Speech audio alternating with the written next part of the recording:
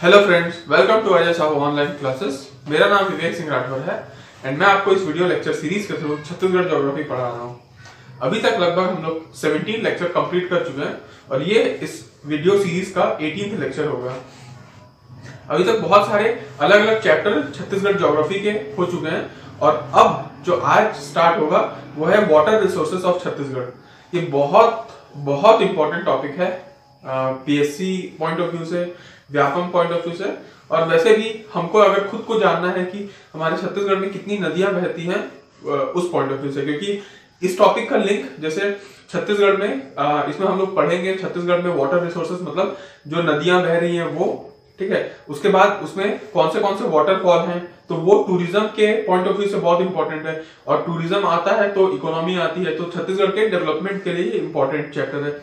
उसके बाद इसमें हम लोग पढ़ेंगे कि जो इरिगेशन और जो प्रोजेक्ट्स हैं जो इस पे हैं, तो अगर कोई प्रोजेक्ट वाटर रिसोर्सेज के ऊपर बनाया जा रहा है तो वो इरिगेशन के लिए यूज आ सकता है, इलेक्ट्रिसिटी जनरेशन के लिए यूज आ सकता है और मल्टीपर्पज प्रोजेक्ट मतलब मल्टीपर्पज काम होते हैं उसके, तो उससे एग्रीकल्चर डेवलप हो सकता है और एग्रीकल्चर से फिर से इकोनॉमी हो सकती है और हमारा छत्तीसगढ़ है वो एग्रीकल्चर बेस्ड स्टेट है, उससे जो इकोनॉमी है, जो छत्तीसगढ़ का जो किसान वर्ग है वो इससे प्रभावित होता है, इस पे डिपेंडेंट रहता है, ठीक है। और इसके पहले हम क्लाइमेट पढ़े थे, तो क्लाइमेट भी जो मानसून की वजह से जो हो रहा है, मतलब जो छत्तीसगढ़ में बारिश होती है उससे फिर क्योंकि यहाँ पे जितनी रिवर्स है वो पेरेनियल ना होके वो सीजनल है, तो उस का सारा लिंक इस चैप्टर से फिट बैठता है, ठीक है। तो स्टार्ट करते हैं आज का टॉपिक, वो है आपका वाटर रिसोर्सेस ऑफ छत्तीसगढ़। यह है चैप्टर 6। इस वीडियो लेक्चर सीरीज का मैं फर्स्ट लेक्चर में पूरा चैप्टर के नाम बताया था कि कौन से 14 चैप्टर होंगे इस पूरे सीरीज में, और उसमें हम लोग 1 बाय 1 डील करेंगे। तो आज का ये टॉपिक है वो है वाटर रिसोर्सेस ऑफ छत्तीसगढ़। ये काफी बड़ा टॉपिक है और काफी समझने वाला है, इसमें काफी कुछ याद करना है। अब देखिए हमारे यूं तो पूरे इंडिया का जब आप रिवर्स पढ़ते हैं तो अलग अलग रिवर सिस्टम होता है, ठीक है। गंगा रिवर सिस्टम है, ब्रह्मपुत्र रिवर सिस्टम है, इंडस रिवर सिस्टम, अलग अलग रिवर सिस्टम होते हैं। वैसे ही छत्तीसगढ़ में भी मेजर 4 रिवर सिस्टम के वजह से पानी हमारे यहाँ फ्लो होता है। तो 4 मेजर रिवर सिस्टम कौन है हमारे, कौन से हैं हमारे छत्तीसगढ़ को, वो देख लेते हैं। छत्तीसगढ़ तो इसमें जो सबसे पहला नाम आता है वो आता है महानदी का, महानदी रिवर सिस्टम, ठीक है। उसके बाद नेक्स्ट हम लोग आते हैं तो डाउन साइड में गोदावरी रिवर सिस्टम आता है, Godavari river system.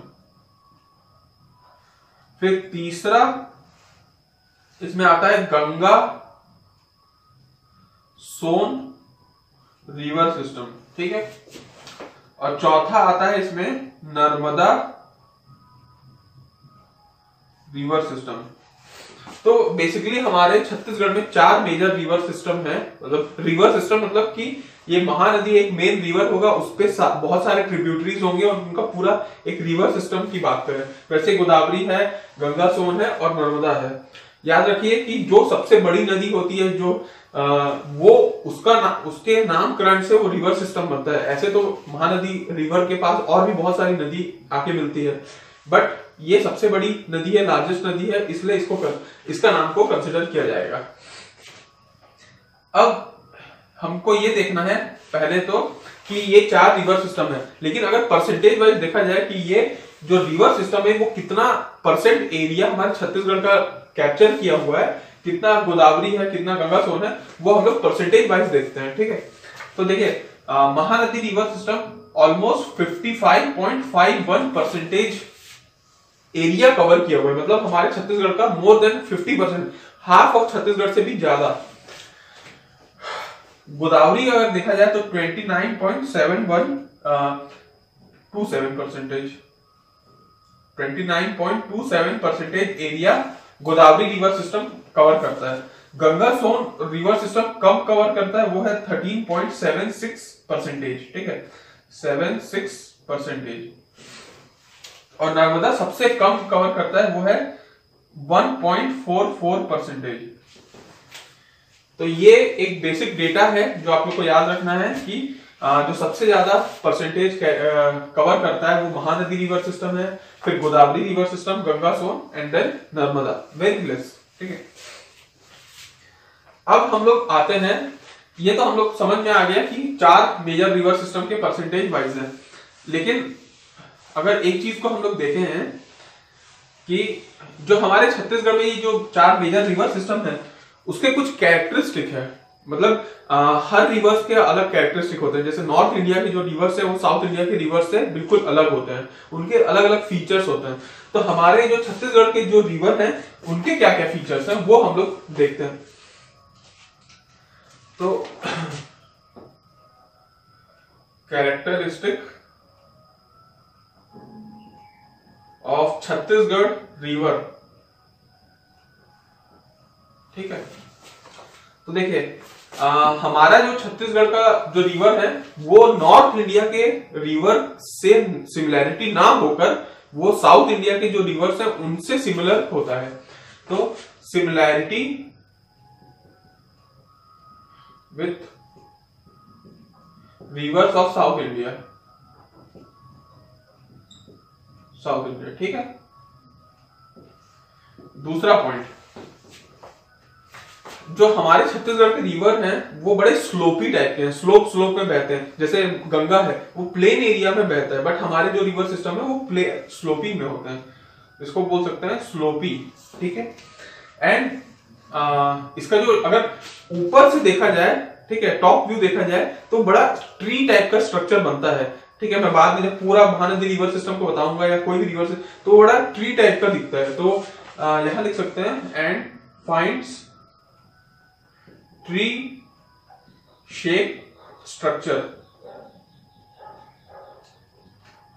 Of flow, ठीक है। जो उनका फ्लो का स्ट्रक्चर है वो बड़ा ट्री टाइप का है। उसके बाद तीसरा अगर अपन देखें तो ये हमारे जो रिवर्स होते हैं वो सीजनल होते हैं, ठीक है। मैं पहले ही बताया इंट्रोडक्शन में कि सीजनल हमारे रिवर्स हैं, थोड़े शैलो हैं एंड ब्रॉड हैं, ठीक है। नैरो ना होके ब्रॉड है, शैलो है, इनडेप्थ तक है और सीजनल है हमारे छत्तीसगढ़ के रिवर्स। चौथा अगर देखें तो not suitable for water transportation, ठीक है। जनरली जैसे गंगा में अभी जो नेशनल वाटर वे अभी बनाया जा रहा है तो वो ऐसा है कि जो पानी का जहाज है वो नदियों पे वो करते हैं, बट हमारे जो जितने रिवर्स हैं उसमें से वाटर वे की चांसेस नहीं है, नॉट सुइटेबल है एक्सेप्ट वन रिवर। क्योंकि जब जो शबरी जो रिवर है जो हमारे छत्तीसगढ़ का एकदम बॉटम मोस्ट पोर्शन पे आता है, कोंटा तहसील पे, वहां पे बस एक वाटरवे की हमारे पास सुविधा है, इसीलिए हमारे छत्तीसगढ़ का सिर्फ एक ही स्टेट वाटरवे है, वो हमारा कोंटा तहसील के पास जो शबरी रिवर है उसमें है। बट ऑलमोस्ट सारे रिवर शबरी को छोड़ के बाकी सारे reverse is not suitable for water transportation. उसके बाद पांचवे में आते हैं, इसमें form waterfalls and steep valleys, ठीक है। हमारे जो रिवर्स हैं उसमें वाटरफॉल्स बनता है, नॉर्थ इंडिया के हर रिवर में वाटरफॉल नहीं बनता, वो उनकी कैरेक्टरिस्टिक नहीं है, लेकिन साउथ इंडिया के रिवर्स में वाटरफॉल जरूर बनता है, ठीक है। और उसके बाद स्टीप जो उनकी वैलीज होती हैं, घाटी होती हैं, वो बड़ी स्टीप टाइप की होती हैं, ठीक है। तो ये 5 कैरेक्टरिस्टिक हम लोग को एक बार समझ लेना है। हालांकि ये ऑब्जेक्टिव क्वेश्चन में कभी नहीं पूछेगा, बट फिर भी छत्तीसगढ़ रिवर को पढ़ने से पहले कम से कम इतना तो पता होना चाहिए कि छत्तीसगढ़ रिवर की क्या कैरेक्टरिस्टिक है। और मेन्स पॉइंट ऑफ व्यू से ये काफी इंपॉर्टेंट है, लिखने पॉइंट ऑफ व्यू से ये हम लोग इसको कभी भी आंसर में यूज कर सकते हैं। फिर अब आते हैं हम लोग चार मेजर रिवर सिस्टम पढ़े, उसमें जो सबसे फर्स्ट मेजर रिवर सिस्टम है महानदी रिवर सिस्टम, जो 55.51% एरिया कवर करता है, उसको हम लोग पहले पढ़ते हैं। और वो काफी लंबा टॉपिक है, वो बहुत लंबा जाएगा। महानदी रिवर सिस्टम, ठीक है।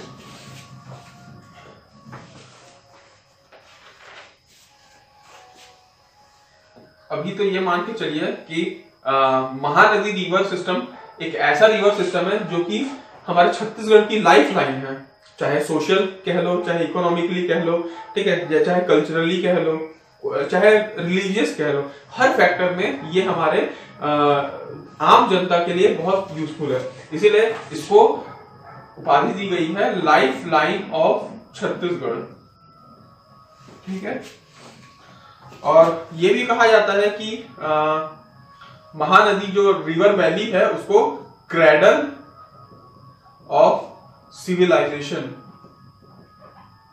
इन छत्तीसगढ़। जैसे इंडस वैली सिविलाइजेशन हम लोगों ने पढ़ा है, अलग अलग वैली सिविलाइजेशन होता है, वैसे महानदी वैली सिविलाइजेशन भी, जो हम लोग जिस एरिया में रहते हैं उसको महानदी वैली सिविलाइजेशन बोलते हैं। हम लोग वहां पे निवास करते हैं।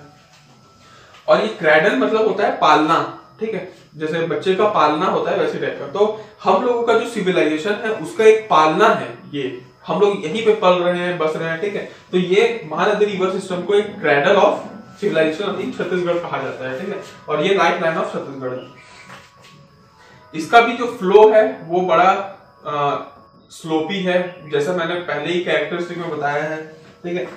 और इसका जो स्लोपी है और सेंट्रीपिटल पैटर्न में सेंट्रीपिटल पैटर्न में फ्लो होता है। मतलब ऐसा है कि देखिए महानदी रिवर बीच में जाएगा और सारी नदी महानदी के पास आके मिलते जाएंगे, ठीक है। तो ये एक सेंट्रीपिटल टाइप का पैटर्न बनता है इसमें, ठीक है। और ये तो मैंने पहले बता दिया कि more than 50% area of state को कवर करता है, ठीक है। और एग्जैक्ट फिगर तो मैंने बताया था 55.51% होता है। इसमें 50% एरिया ऑफ द स्टेट में देखिए पूरा बिलासपुर डिवीजन कवर अप हो जाता है इसमें। इसको अभी मैं मैप से बताऊंगा तो और क्लियर हो जाएगा। उसके बाद 98% ऑफ रायपुर डिवीजन भी कवर अप हो जाता है इसमें, क्योंकि मोहला मानपुर का जो तहसील है उसमें से जो नदी निकलती है कोटरी नदी, वो गोदावरी रिवर सिस्टम में जाके मिलती है। तो ये 98% of the Raipur division cover करता है। और उसके बाद ऊपर का अगर देखा जाए वहां का, तो हसदेव बेसिन को भी ये कवर करता है, हसदेव बेसिन, क्योंकि हसदेव नदी भी महानदी में आके मिल जाती है। तो ये जशपुर का एरिया भी कवर करता है, ठीक है। जशपुर मतलब इसको मान के चले कोरिया, क्योंकि हसदेव बेसिन वहीं पे है, कोरिया। और जशपुर की भी नदियां जो बाद में ईब नदी वगैरह जाके मिलती हैं। तो ये ऊपर का एरिया इसमें सरगुजा संभाग मान लेता हूँ, सरगुजा डिवीजन, ठीक है, सरगुजा डिवीजन। और एक नदी है जो दूध नदी है, वो कांकेर से होते हुए वहां जाके मिलती है। तो कांकेर का कुछ एरिया भी हम लोग कंसिडर कर लेते हैं। मतलब ये पूरा एरिया है आपके महानदी रिवर सिस्टम का। अब मैं इस रिवर को एक एक करके मैं इसको बताऊंगा कि ये महानदी रिवर, फिर उसके और ट्रिब्यूटरीज वगैरह। तो उसके पहले मैं एक मैप से समझा देता हूँ कि सारे रिवर सिस्टम ये दिखता कैसा है, ठीक है। और उसी में काफी टाइम लग जाएगा, तो हम लोग स्टार्ट करते हैं महानदी रिवर सिस्टम। इसको मिटा देता हूँ। और जो बिगनर्स हैं वो अच्छे से फॉलो करिएगा, बार बार अगर जरूरत पड़े तो वीडियो देखेगा, तभी ये चीज समझ में आएगी, ठीक है।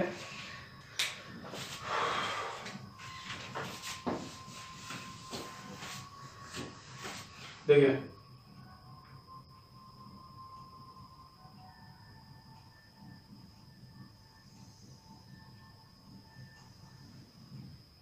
आप लोग आउटलाइन स्ट्रक्चर को मैं फिर बता रहा हूं, इसको फॉलो मत करिए। आप सिर्फ इंटरनल कॉन्सेप्ट को देखिए कि इंटरनल कॉन्सेप्ट क्या कह रहा है।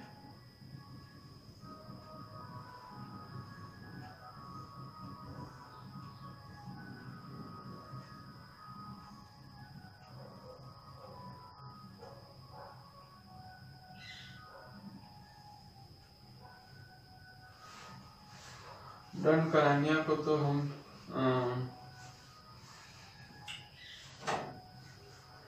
लें कि नहीं लेते हैं। एक काम करते हैं, इसको हम लोग छोड़ देते हैं, इसको हम लोग कर लेते हैं। ये हुआ ऐसा,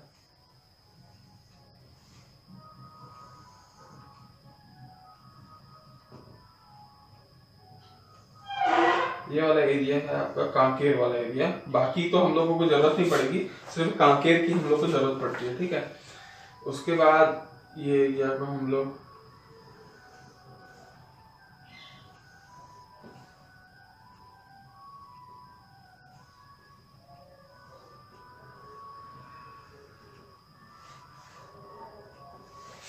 ये, ठीक है। मैं छत्तीसगढ़ का अभी आधा ही मैप बनाया हूं और उससे ही मेरे को समझाना भी है कि कैसे क्या नदियां बह रही हैं, ठीक है। अब देखिए, सबसे पहले कोई भी नदी स्टार्ट होती है रिवर सिस्टम, तो उसका मेन नदी को हम लोग पकड़ते हैं, वो है महानदी रिवर। तो ये कहां से बहता है आपका, ठीक है। तो हाँ, आप लोग आ जाइए यहाँ पे धमतरी में, ठीक है। और ये है आपका धमतरी का, इसको बोलते हैं सिहावा हिल्स, ठीक है। सिहावा की पहाड़ी, जब मैं बाद में डिस्क्रिप्शन करूंगा तो अच्छे से लिख दूंगा, सिहावा की पहाड़ी से ओरिजिन होता है। अभी मैं सिर्फ शॉर्ट फॉर्म बताऊंगा। ये है सिहावा हिल्स, ठीक है। सिहावा हिल्स से ये नदी यहां से निकलती है और यहाँ पे जाती है, ठीक है। ये नदी है महानदी, सिहावा पहाड़ी धमतरी से निकल रही है और ये जा रही है धीरे से कांकेर की तरफ। कांकेर में यहाँ पे एक डैम बना हुआ है, इसका नाम है दुधावा डैम। मैं बाद में अच्छे से बताऊंगा, लेकिन अभी सिर्फ क्योंकि यहाँ सब कुछ लिखते जाऊंगा तो बहुत हो जाएगा। दुधावा डैम यहाँ पे एक्चुअली ये एक हिल है, उसको बोलते हैं मलाज कुंडम हिल्स, ठीक है। और यहाँ से एक नदी निकलती है, उसको बोलते हैं दूध नदी। ये दूध नदी यहाँ पे आ गई और ये महानदी यहाँ पे आई और ये यहाँ पे एक डैम बना, वो है दुधावा डैम। उसके बाद यहाँ से महानदी फिर निकली और यहाँ पे वापस से धमतरी के एरिया में टर्न की। धमतरी के एरिया में टर्न की तो यहाँ पे फिर एक डैम मिला, उसका नाम है रुद्री डैम, ठीक है। ये डैम का नाम है रुद्री डैम। तो अभी तक मैं जो नाम ले रहा हूं वो लिख देता हूं, सिहावा हिल्स, ये सिहावा हिल्स है। उससे नदी कौन सी निकल रही है, महानदी, ठीक है। और यहां से फिर एक नदी आई मलाज कुंडम हिल्स, यहाँ पे मलाज कुंडम हिल्स, और यहां से निकली नदी दूध, ये दूध नदी निकली, ठीक है। और जो अभी डैम पड़ रहा है वो यहां लिख लेता हूं, ये है दुधावा डैम, दुधावा डैम, ठीक है। और उसके बाद ये महानदी फिर एंट्री करी यहाँ धमतरी में, तो यहाँ पे एक डैम आया, वो है रुद्री डैम, ठीक है। उसके बाद धीरे से और आगे जाती है और यहाँ पे फिर एक डैम है, उसका नाम है गंगरेल डैम, गंगरेल डैम। और इसी का नाम है पंडित रविशंकर शुक्ला रिजर्वॉयर, ठीक है। यहां से एक और नदी आ रही है और ये आ गई यहाँ पे, थोड़ा सा ये जगह बनाई और ये आ गई। तो यहाँ पे सिलियारी नदी है और यहाँ पे एक जो रिजर्वॉयर बना वो है आपका मुरुम सिल्ली, ठीक है, मुरुम सिल्ली है। अब यहां से आप आगे जाते गए और ये इस एरिया में पहुंचा, ठीक है। और ये जो डिस्ट्रिक्ट है वो है गरियाबंद। अब गरियाबंद में दो हिल्स आपको याद रखना है, ये है नरियर पानी और यहां पे है आपका भातरीगढ़ हिल्स, ठीक है, भातरीगढ़ हिल्स। और एक और नदी को यहाँ पे, एक और पहाड़ी को याद रखना है, वो है शिशुपाल हिल्स। तो मैं नाम लिख लेता हूं यहाँ पे, नरियर पानी, फिर आता है भातरीगढ़ हिल्स और एक और है शिशुपाल हिल्स, ठीक है। अब नदियार पानी से एक नदी आ रही है और वो आके यहाँ पे मिक्सअप हो जा रही है ऐसे करके महानदी में, ठीक है। और इस नदियार पानी से जो नदी निकल रही है उसका नाम है सोंढूर नदी। सोंढूर नदी यहाँ से निकल रही है और यहाँ पे आके मर्ज हो रही है। और यहाँ पे जो डैम बन रहा है वो है आपका सोंढूर डैम, सोंढूर डैम या सोंढूर रिजर्वायर कह लीजिए, ठीक है, ये है, ठीक है।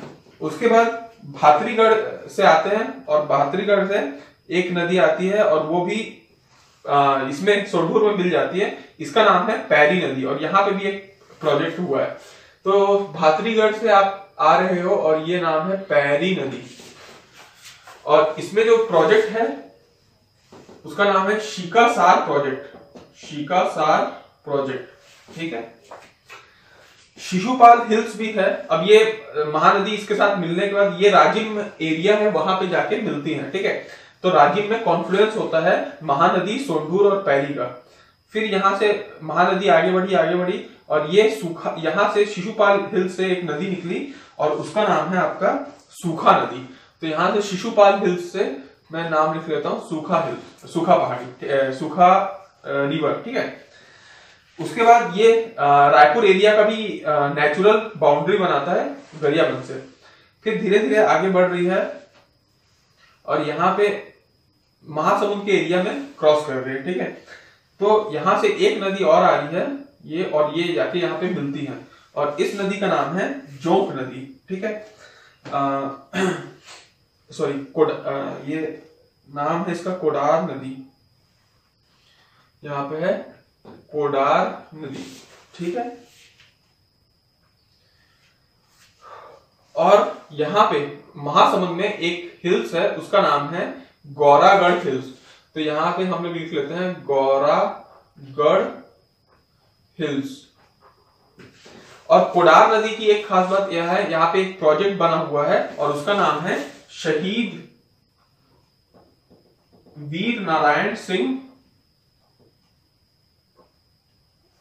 शहीद वीर नारायण सिंह प्रोजेक्ट, ठीक है, शहीद वीर नारायण सिंह प्रोजेक्ट।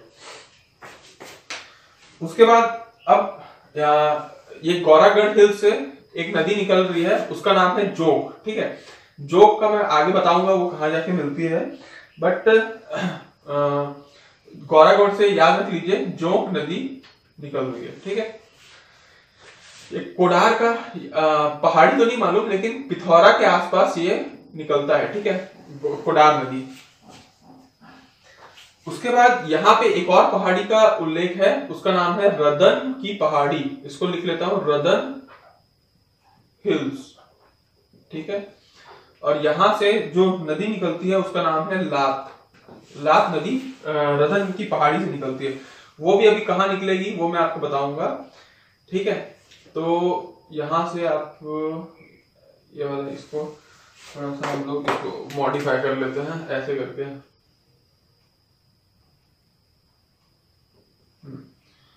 एक्चुअली थोड़ा रायगढ़ ऐसे हुआ है और यहाँ पे एक पॉइंट है उसमें, उसका नाम है चंद्रपुर। वो है तो यहाँ पे रायगढ़ में, लेकिन इस तरफ आता है वो, इस यहाँ पे है वो, एक्चुअली ये एकदम पॉइंट पे है, ठीक है। और रदन की पहाड़ी पे भी एक प्रोजेक्ट है और ये गौरागढ़ की पहाड़ी जो आपका ये जोग नदी निकल रही है वहां पे भी एक प्रोजेक्ट है। उसको मैं अभी जब करेक्ट करूंगा तो मैं बताऊंगा, ठीक है। तो अब महानदी यहां से तो आई और ये यहां से कोडार नदी आके मिल गई और फिर ये बलौदा बाजार में एंट्री की और ये गई यहाँ पे, ठीक है, यहाँ पे। और इस जगह का नाम है शिवरी नारायण, ठीक है। उसके बाद महानदी यहां से बहती जाती है और ये आगे आगे जाके ये बाउंड्री बनाते हुए ऐसे निकल जाती है। और ये आपकी बाउंड्री तो नहीं बनाती ये एक्चुअली, क्योंकि ये मैप थोड़ा सा ओरिजिनल नहीं है, ये तो हम लोग समझने के लिए यूज करते हैं इसको ऐसे मान के चलिए, ठीक है। ये और ये महानदी ऐसे बहती है, ठीक है। और ये महानदी निकल गई उड़ीसा की तरफ। तो ये अभी तक का छोटा सा कॉन्सेप्ट है, उसमें समझ में आया होगा आपका सिहावा की पहाड़ी से निकल रही है, यहाँ यहाँ जा रही है, और जो जो पॉइंट है वो को मैं यहाँ पे मेंशन कर रहा हूँ, और ये जा रही है। ठीक है, अब मैं जो बताया था गौरागढ़ की पहाड़ी से जो जोंक नदी निकल रही है सॉरी, तो ये एक्चुअली यहाँ से ये भी बलौदाबाजार होती है और ये जाके यहाँ पे मिल जाती है। ठीक है, तो गौरागढ़ में तुम लिख लिया जोक, और ये जो प्रोजेक्ट है उसको बोलते हैं लोअर जोक प्रोजेक्ट। ठीक है, लोअर जोक प्रोजेक्ट। और यहाँ जो रदन की पहाड़ी से जो नदी निकल रही है लात, वो गई और ये जाके यहाँ पे मिल गई। ठीक है, महानदी से यहाँ पे मिली, और वो एरिया, वो पॉइंट है चंद्रपुर वाला, मतलब यहाँ पे देखिए अभी तक कॉन्फ्रेंस कहाँ हुआ था, यहाँ पे वो एरिया है राजिम। ठीक है, अगला कॉन्फ्रेंस कहाँ हुआ 3 नदियों का, वो यहाँ पे है शिवरी नारायण, और ये वाला जो एरिया है वो चंद्रपुर है, वहां पे भी नदियों का कॉन्फ्रेंस हुआ, मतलब मर्ज हो गई। ठीक है, और यहाँ पे जो इस पे लात नदी पे जो प्रोजेक्ट है उसका नाम है घुरवा प्रोजेक्ट। घुरवा प्रोजेक्ट। ठीक है, तो अभी तक हम लोगों ने ये सारी नदियां देखी हैं। अब हम लोग कुछ ऊपर से नदियां आती हैं वो देख लेते हैं। जैसे कि देखिए यहाँ पे पहाड़ है, उसका नाम है देवगढ़ की पहाड़ी। यहां लिख लेता हूं मैं, देवगढ़ हिल्स, यहां से। और यहां से एक नदी निकलती है, वो मैं पहले बता चुका हूं, और ये कोरबा की तरफ एंट्री करती है, और ये आके इस पॉइंट पे आके ये इस पॉइंट पे तो नहीं, बट इससे थोड़ा सा आगे यहाँ पे मर्ज हो जाती है। और इस जो नदी का नाम है उसका नाम है हसदेव। ये सोनहट तहसील है कोरिया में, वहां देवगढ़ की पहाड़ी है, वहां से हसदेव नदी निकलती है और चापा होते हुए यहाँ पे जाके मर्ज हो जाती है। ठीक है, हाँ। उसके बाद नेक्स्ट आते हैं, तो यहाँ कोरबा में एक प्लेटू है। ठीक है, ये प्लेटू है, उसको बोलते हैं प्लेटू ऑफ कोरबा, मतलब कोरबा का पठार, प्लेटू ऑफ कोरबा। ये यहां से भी एक नदी आती है और ये मिल जाती है महानदी में, यहां से आप निकाले और ये मर्ज हो गई। उसका नाम है बोरई नदी। बोरई नदी। ठीक है, उसके बाद नेक्स्ट आते हैं यहां पे, और ये एरिया है मेन पार्ट का एरिया। मेन पार्ट, इसको लिखता हूं मेन पार्ट। और मेन पार्ट से एक नदी आती है, वो इधर होती है और थोड़ा सा इससे बाउंड्री बनाते हुए आती है और यहाँ पे मर्ज हो जाती है। ठीक है, यहाँ जहां चंद्रपुर वाला एरिया है वो नदी है आपका मेन पार्ट से मांड नदी आती है। ठीक है, तो देखिए अभी हम लोग यहाँ चंद्रपुर वाले एरिया में हैं, और चंद्रपुर में अब एक नदी महानदी फ्लो कर रही थी। ये रदन की पहाड़ी से आपकी लात नदी निकल रही है और यहाँ पे आ रही है, और मांड नदी भी यहाँ से आ रही है। तो मांड नदी, लात नदी और महानदी का कॉन्फ्लुएंस कहाँ हुआ? चंद्रपुर में। 3 नदियों का संगम यहाँ पे भी था, राजिम में, महानदी, सोंडूर और पैरी नदी का। अभी शिवरी नारायण में भी 3 नदियों का संगम होता है, लेकिन मैं अभी तक सिर्फ 2 ही नदी दिखाया हूं यहाँ पे, वो है महानदी और ये जो। लेकिन अभी शिवनाथ का आना बाकी है, वो शिवनाथ आके यहाँ पे मर्ज होगी। ठीक है, उसके बाद आते हैं हम लोग रायगढ़ वाले एरिया में, और रायगढ़ में एक पहाड़ी है जिसका नाम है लुडेग की पहाड़ी, जिसको बोलते हैं लुडेग हिल्स। ठीक है, लुडेग हिल्स।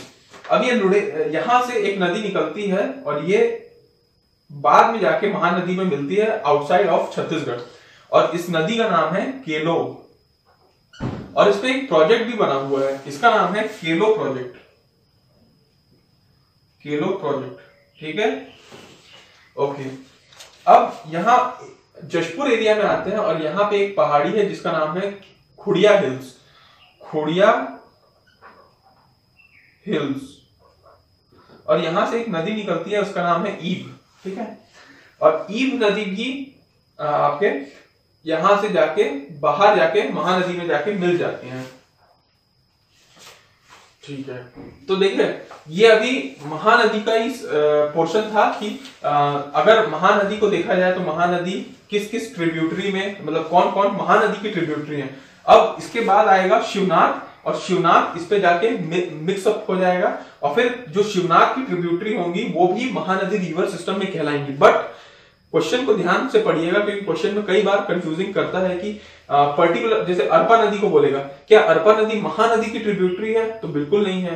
अरपा नदी है शिवनाथ की ट्रिब्यूटरी, और शिवनाथ है आपकी महानदी की ट्रिब्यूटरी। तो ध्यान में रखिएगा, अभी तक मैंने जितना बताया है वही नदी डायरेक्टली महानदी में आके मर्ज हो रहे हैं, तो ये डायरेक्ट और डायरेक्टली ये महानदी की ट्रिब्यूटरी है। ठीक है, तो नेक्स्ट जो शिवनाथ नदी इस पे आके मिलेगी, और शिवनाथ नदी के ट्रिब्यूटरी क्या क्या होंगे, उनके क्या क्या प्रोजेक्ट्स हैं, वो हम लोग नेक्स्ट लेक्चर में डील करेंगे। तो इस लेक्चर के लिए इतना ही काफी है। Thank you so much.